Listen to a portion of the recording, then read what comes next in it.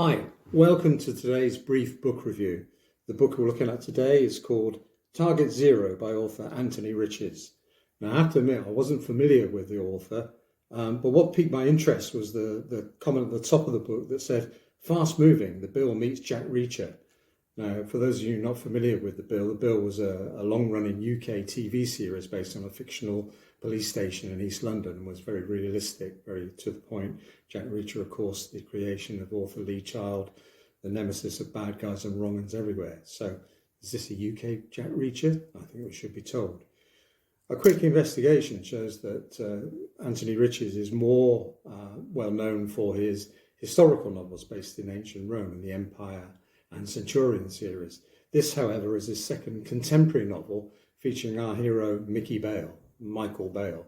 Mickey is an ex-policeman, ex-close protection officer, and we start this book with Mickey being back in London and at a bit of a loose end. He's down his local gym doing a bit of bag work, boxing gym, bit of sparring, bit of bag work, as I say, but a bit of a loose end.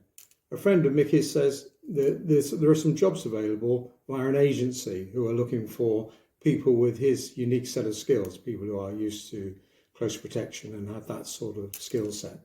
And sure enough, he goes along for an interview. It turns out there's a vacancy to look after a Russian oligarch. The oligarch has the usual trappings. He's got the fancy cars, the house, the Richard Mille watch, the yacht, and just for good measure, he owns a Formula One racing team as well. So Mickey goes along for an interview with Saligin, the Russian oligarch, and after a bit of verbal sparring, takes on the job. All is going well until Mickey gets a tug from MI5, a guy called Cavendish, who has, let me say, leverage against Mickey. He knows of Mickey's past misdemeanors, and he wants Mickey to do some work for MI5, keeping an eye on his Russian oligarch boss. The reason turns out there's been an incident on the M11 in which there have been several fatalities due to a bomb going off that the terrorists had let off. But this is no ordinary bomb. It's a military-grade sunburn Russian missile, which basically vaporizes everything within the blast area. MI5 are worried that there are more of these missiles about and convinced that there's a team of ghosts, a team of Russian GRU agents who are helping the terrorists and have other targets in mind. So the story unfolds where Mickey is asked to work as a double agent and report back to MI5 on the escapades of his boss.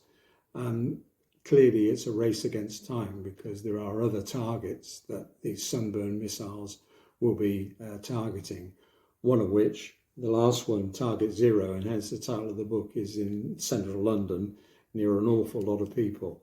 So it's a good, fast-moving thriller.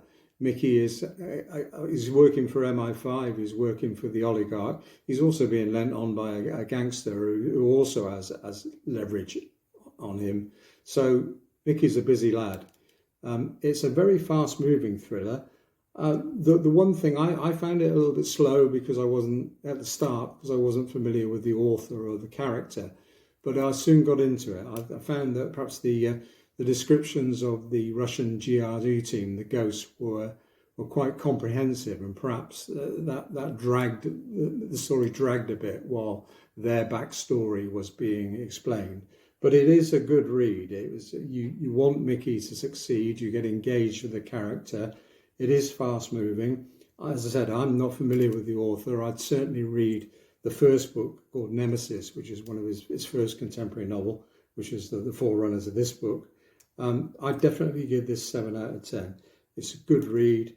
There are some bits that are peculiarly British terms that international readers may not be familiar with. One my favourite was somebody being described as bent as a 9-bob note, which is a peculiar British expression because back in the days of pre-decimal, there was a 10-shilling note known as a 10-bob note. Therefore, somebody as crooked, as bent as a 9-bob note is a crook, is a counterfeit. A mere aside, I know, but I found that funny.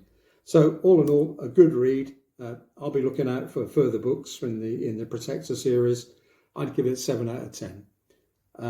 Thanks for watching today's video. 10/10 till we do it again. Thank you.